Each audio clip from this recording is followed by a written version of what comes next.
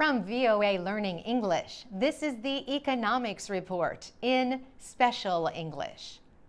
European Union countries have struggled to find common ground as they tried to work out a budget agreement in Belgium.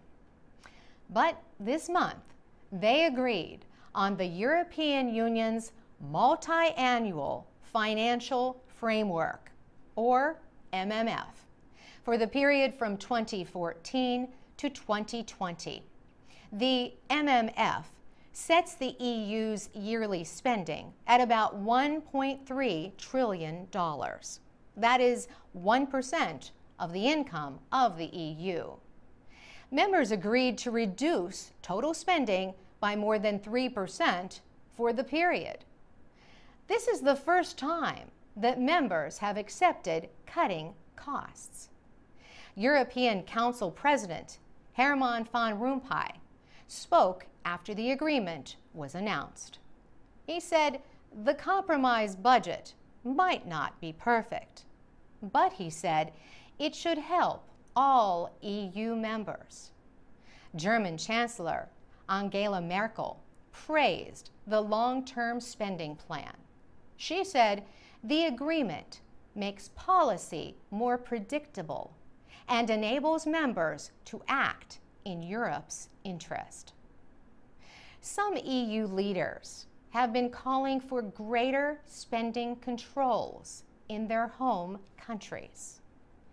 They wanted the EU to show that it too is willing to cut costs.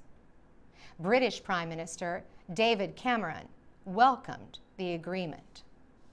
Before the two-day meeting in Brussels, he had threatened to veto the budget if there were no steps toward reducing spending. But the agreement still might not succeed. The European Parliament must approve the measure. And some members of the Parliament say it fails to deal with many problems, like the sharp differences in wealth between rich and poor people. If the measure is approved, it will affect 28 European Union countries. The EU says Croatia is expected to join the group in July. For VOA Learning English, I'm Carolyn Presutti. This is the VOA Special English Economics Report. Leaders of the European Union say they will help Greece as it struggles under a mountain of debt.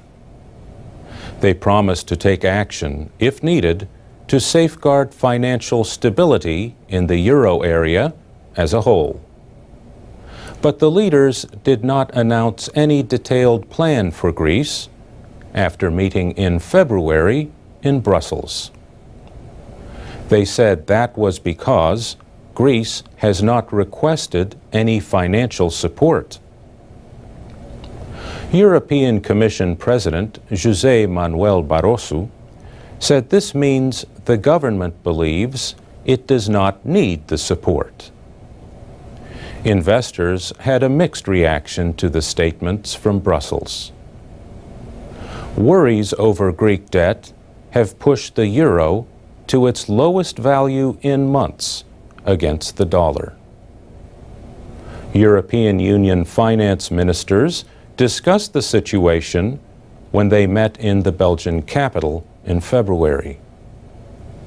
16 of the 27 nations in the European Union use the euro as their currency. Now, the stronger members are seeking ways to help the weaker ones, like Greece.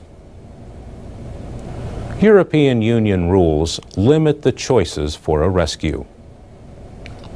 The European Central Bank and national central banks are barred from aiding members by purchasing their debt.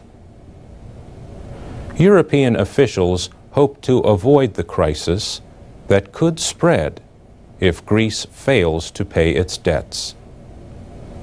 Greece needs to borrow more than $70 billion this year to finance its budget and refinance its debts. In October, Greece said its budget deficit would reach almost 13% of its gross domestic product last year. GDP is the widest measure of economic activity. Greece represents less than 3% of the euro area economy, but its deficit is around 4 times the level permitted by the Euro group.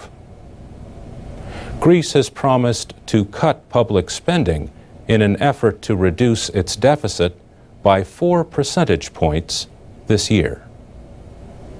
And Greece is not the only country in trouble. High levels of public debt in Ireland, Portugal, and Spain are also worrying debt markets. Nations in the euro area share a common currency, but not a common financial policy. This leads to big differences in economic results. Some members have very low levels of public debt. Others have very high levels. Greece's debt could reach 120% of its GDP this year.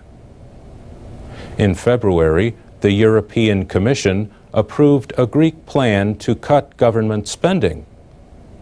Thousands of public employees in Greece held a strike to protest cost-cutting measures.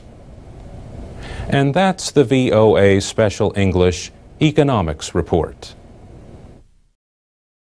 This is the VOA Special English Economics Report.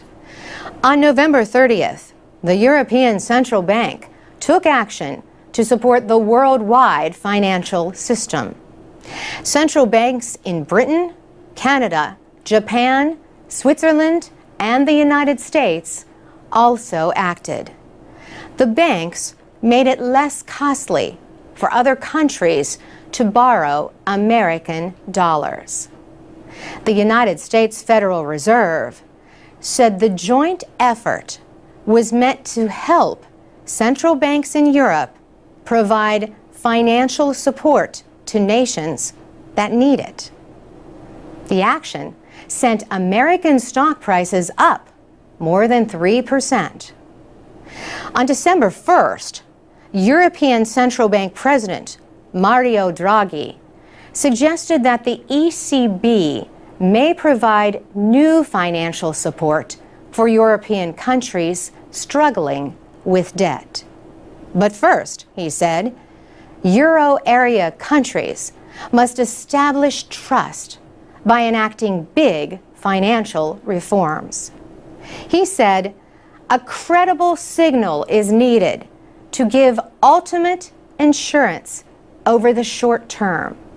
What I believe our economic and monetary union needs is a new fiscal compact, a fundamental restatement of the fiscal rules, together with the mutual fiscal commitments that Euro area governments have made. 17 members of the European Union share the euro currency. Concern over its future has been building in recent years. The Greek debt crisis, rescue loans for Ireland and Portugal, and worries over Italy's debt have all increased fears that Europe may have to abandon the euro.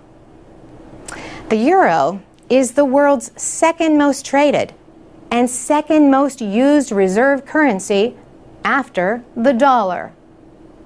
European finance ministers failed to agree in November on a plan to provide economic support for debt-troubled countries. Financial officials say a lack of economic and financial cooperation is at the heart of the two-year-old debt crisis. Dutch Finance Minister Jan Kees de Jager said there is a strong need for tougher rules. lack of economic reforms, and